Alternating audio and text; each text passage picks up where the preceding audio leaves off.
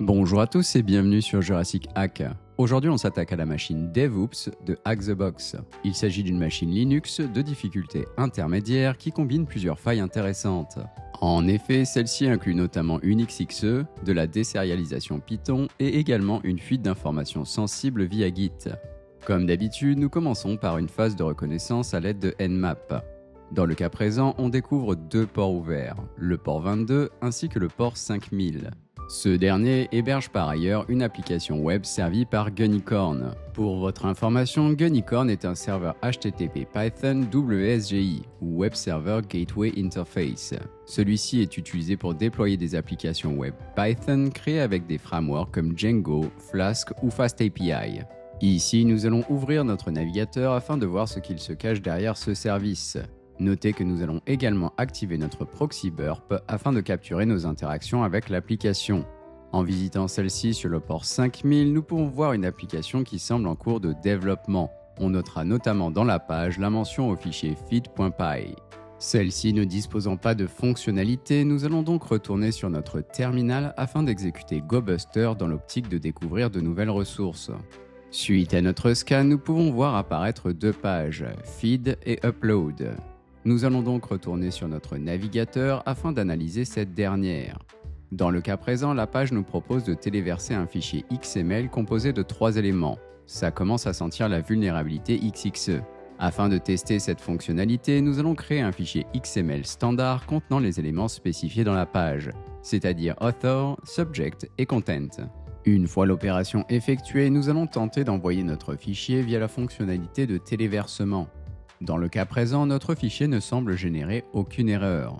De plus, la page nous offre une petite information concernant le nom d'un utilisateur ainsi que le répertoire dans lequel se trouve le code source de l'application. Bien, maintenant nous allons tenter d'effectuer une attaque XML via l'injection d'entités externes ou XXE.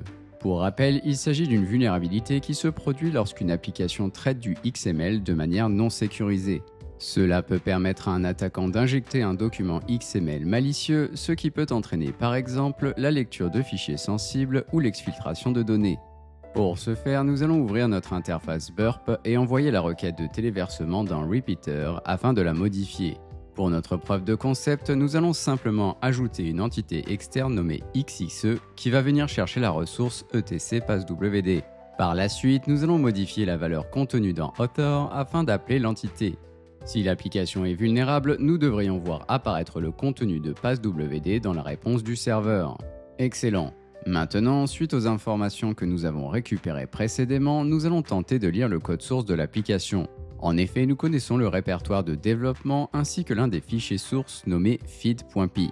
Nous allons donc modifier notre preuve de concept et afficher feed.py. Dans le cas présent, celui-ci contient une partie du code de l'application et fait référence à une route que nous ne connaissions pas encore, newPost.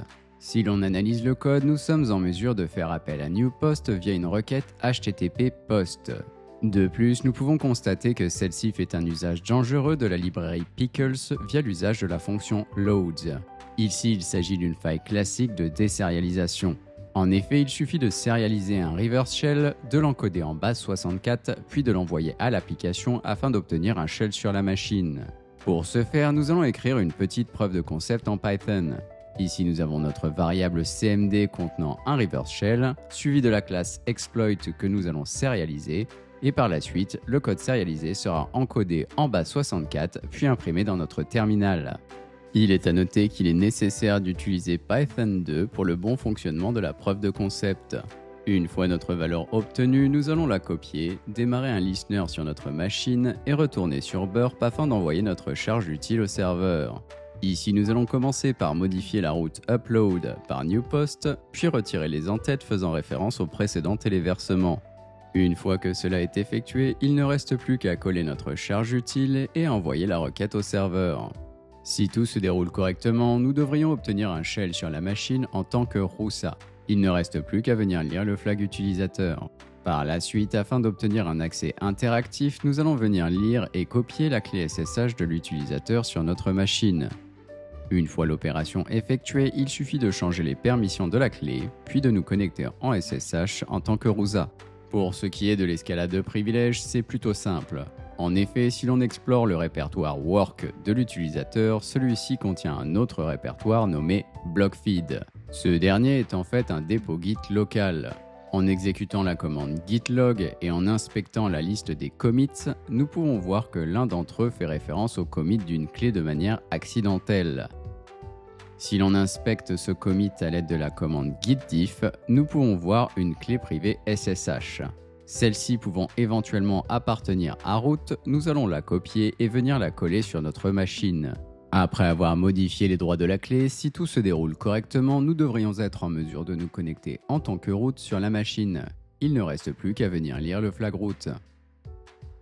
C'est tout pour aujourd'hui, j'espère que vous avez apprécié cet épisode. Si la vidéo vous a plu, n'hésitez pas à laisser un commentaire, à vous abonner à la chaîne. Et bien évidemment, le meilleur cadeau que vous puissiez faire, c'est de partager et d'en parler autour de vous. Merci d'avoir regardé et à très bientôt.